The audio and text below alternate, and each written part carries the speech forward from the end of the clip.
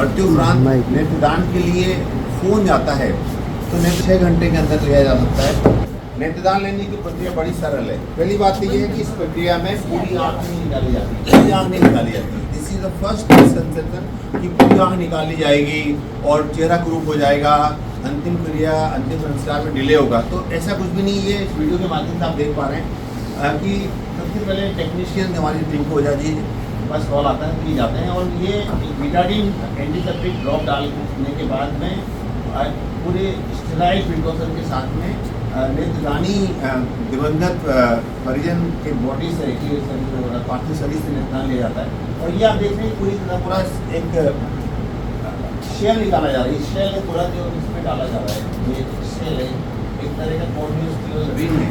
पूरी आँख नहीं निकाली जाती, केवल जो कॉर्निया है जो मैंने आपको बताया था, कॉर्निया और उसके साथ में जो एक स्क्लेरा का रिम है वही निकाला जाता है। तो पहली भ्रांति तो ये है कि पूरी आँखें निकाली जाती है। और ये एक विशेष प्रकार का गुलाबी मीडिया है जिसको एमके मीडिया कहते हैं, उसमें इसको डाल दिया जाता है और उसके बाद में फिर ये आई बैंक को ट्रांसफ़र कर दिया जाता है।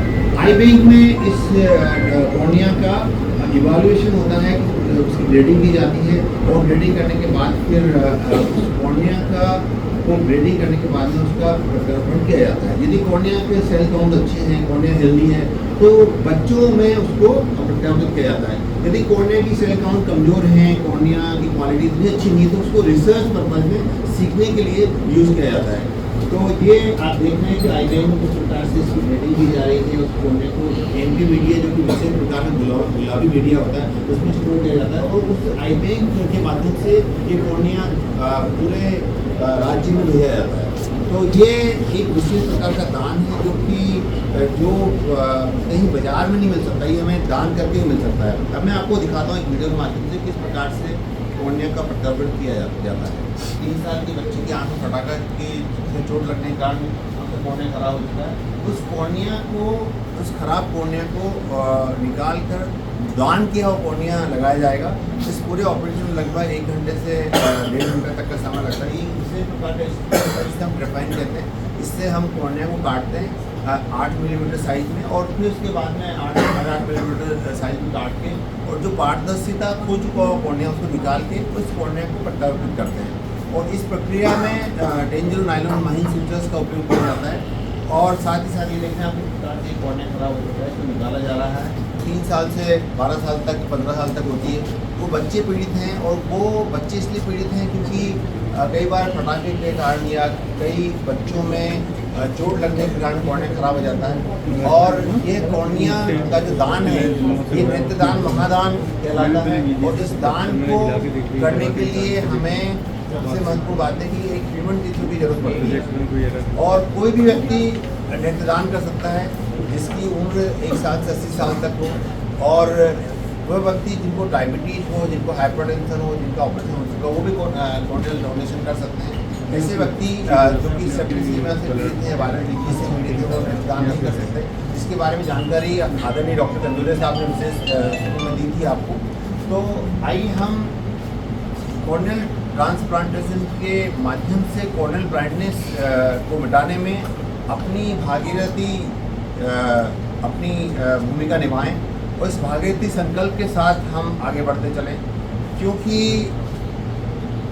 सबसे महत्वपूर्ण बात यह है कि अंधता निवारण का ये कार्य किसी एक व्यक्ति के माध्यम से संपन्न हो सकता है। इसके लिए सामूहिक चेतना जरूरी है और सामूहिक चेतना के माध्यम से, सामूहिक जागरूकता के माध्यम से ये कार्य हो सकता है। हमें अपने पड़ोसी देश श्रीलंका से सीखना होगा कि श्रीलंका किस प्रकार से नेत्रदान से आगे है।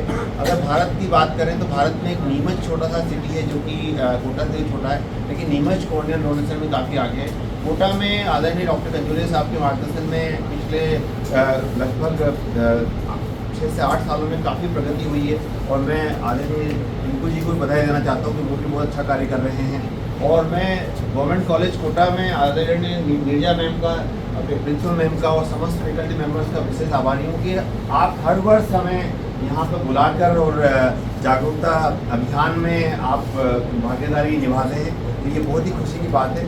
और आज इस अवसर पर केवल हमें एक संकल्प लेके जाना है कि यदि आप अपने पास में, अपने पड़ोसी में या अपने परिजनों में यदि कोई अनंत यात्रा पर निकल जाता, मृत्यु एक ऐसी चीज़ है जो कि जीवन का सच है, तो आप वहाँ जाएं और उनको नेत्रदान के लिए प्रेरित करें कि नेत्रदान। और जब आप प्रेरित करेंगे तो 10 लोगों से आप बात करेंगे, 10 में से 2 लोग 3 लोग जरूर तैयार होंगे।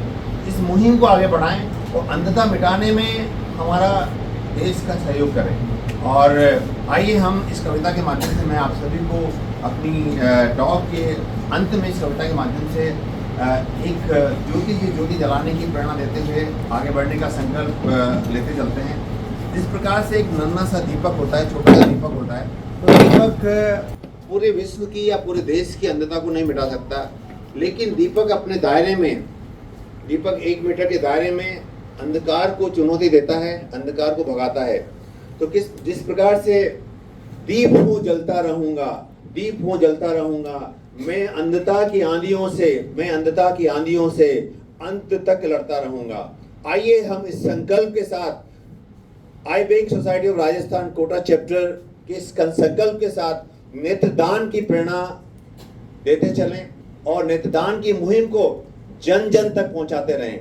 आज आपने इस ऐतिहासिक प्रांगण में, इस ऐतिहासिक गवर्नमेंट कॉलेज के प्रांगण में हमें आमंत्रित किया और इस नेत्रदान पखवाड़े के अवसर पर आपने हमें सुना, इसके लिए मैं आपका हृदय से आभारी हूँ। विशेष धन्यवाद आदरणीय डॉक्टर नीरजा मैम का और समस्त फैकल्टी स्टाफ का, आदरणीय प्रिंसिपल मैम का, कि जिन्होंने आज हमें इस महत्वपूर्ण संवाद के माध्यम से नेत्रदान की मुहिम को जन जन तक पहुंचाने के लिए प्रेरित किया। Thank you so much once again, बहुत बहुत धन्यवाद।